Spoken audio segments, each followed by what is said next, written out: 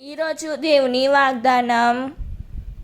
అంతటా శిష్యులు యేసు వద్దకు వచ్చి, మీరు ప్రజలతో ప్రసంగించినప్పుడు ఉపమానములు ఉపయోగించుచున్నారేలా అని ప్రశ్నించిరి. అందుకు ఆయన ప్రత్యుత్తరముగా, పరలోక రాజ్య పరమ రహస్యములను తెలుసుకొనుటకు అనుగ్రహింపబడినది మీకే కానీ వారికి కాదు. మత్తయి సువార్త 13వ అధ్యాయం 10వ వచనం.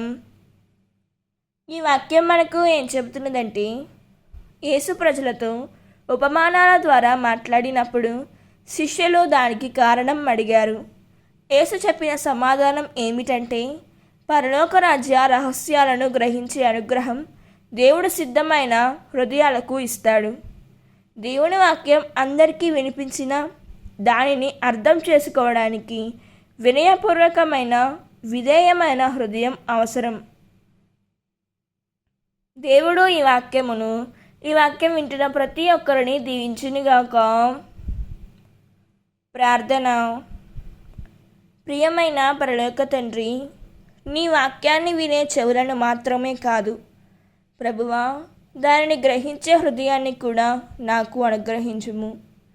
నా జీవితంలో ఉన్న అహంకారం, అవిశ్వాసం, నిర్లక్ష్యాన్ని తొలగించుము తండ్రి.